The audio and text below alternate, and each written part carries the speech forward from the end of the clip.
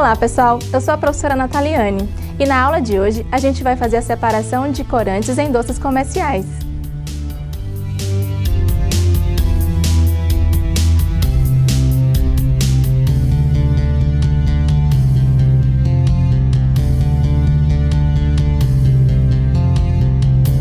Bom, para fazer esse experimento, a gente vai precisar de doces comerciais, né? Aquele M&M que você conhece, ele tem diversas cores. Além disso, você vai precisar de um becker, um recipiente de vidro, pode ser um copo também, um recipiente contendo água, pincel, tesoura, lápis, papel de filtro, uma régua e água. Para começar a fazer o experimento, você primeiro precisa cortar o papel de filtro, né, na forma de um retângulo, assim, tá?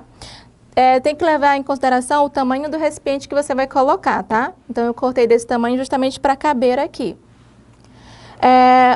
Outra coisa que você precisa fazer é, com o auxílio da régua, fazer uma linha com uma distância de mais ou menos 1,5 ou 2 centímetros da base, tá? Então, você faz uma linha e demarca também 3 pontinhos para você ter uma noção da distância que você vai colocar os corantes.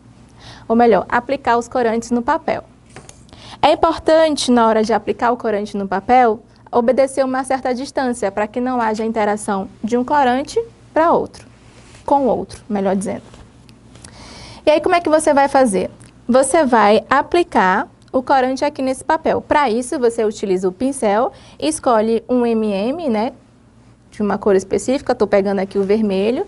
Você vai umedecer aqui o pincel um pouquinho. O ideal é um pincel um pouquinho menor, porque aí ele te auxilia na hora de fazer uma bolinha no papel de filtro, tá?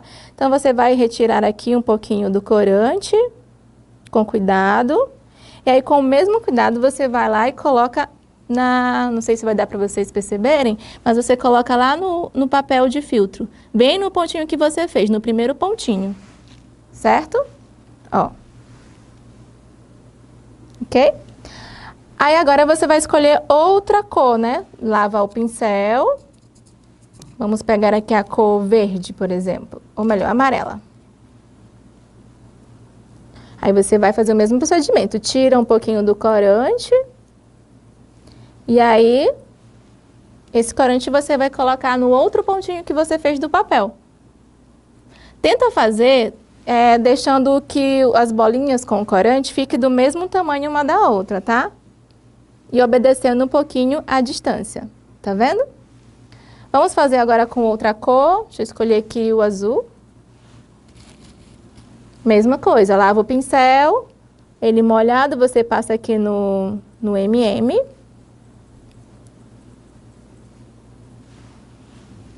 E coloca aqui no outro pontinho. Vai ficar assim. Tudo bem? Você pode fazer com as outras cores, vai depender do tamanho do papel que você está utilizando.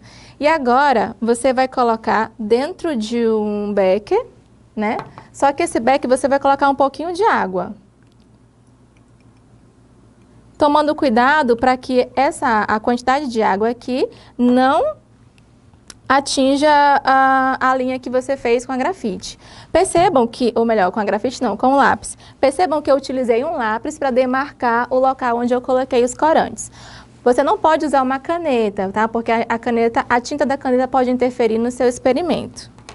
Feito isso, você vai imergir o papel no becker. Você vai colocar o papel dentro do becker, de modo que a água ela não atinja as cores que você colocou, os corantes. O pregador é justamente para auxiliar nesse processo, mas aqui eu não precisei colocar não, tá? Eu vou deixar aqui um pouquinho e a gente vai perceber que vai acontecer algumas interações aqui. Bom, enquanto está acontecendo aqui o processo, eu vou explicar para vocês um pouquinho da técnica que a gente está utilizando aqui. Nos laboratórios, existem várias formas, né, dos cientistas, dos pesquisadores, melhor dizendo, fazerem o controle de qualidade de alimentos, de fármacos. E uma das técnicas que eles utilizam é a cromatografia, que consiste em identificação de substâncias presentes em uma mistura através da separação ou da identificação por massa ou por solubilidade do material. Como é que funciona essa técnica? Essa técnica funciona a parte da separação dos componentes de uma mistura através de uma fase estacionária e uma fase móvel. No nosso caso, a fase estacionária é o papel e a fase móvel é a água. O tipo de cromatografia, melhor dizendo, que nós estamos utilizando aqui é a cromatografia em papel. Existem outros tipos, tá? Mas essa daqui é a mais simples da gente visualizar. O que foi que a gente fez? A gente colocou aqui os corantes, né? E a gente consegue observar que, à medida que eu coloquei o papel em contato com a água começou a subir no papel, ou seja, ela começou a interagir com o papel. Só que à medida que essa interação foi acontecendo, né? Não sei se vocês conseguem observar, o corante que estava na linha onde a gente colocou cada corzinha, ele acabou subindo, né? Por que que isso acontece? Porque alguns corantes, eles são solúveis em água. Então, quando a água entra em contato com esses corantes, por eles terem características semelhantes, nesse caso, a água ela é polar. E se o corante ele possui característica polar também, ele vai interagir com a água. Então, quando a água entra em contato com esse corante, ela acaba arrastando juntamente com ela esse corante, que interage com ela. Só que quando eu observo, tirando esse material de dentro do recipiente, aí eu deixo ele secar à sombra, né? Eu deixo ele reservado para secar. Se você tiver com um pouquinho de pressa, você pode usar um secador, tá bom? Mas, como eu não tenho um secador aqui, a gente vai aguardar um pouquinho para eu mostrar para vocês o resultado depois de seco.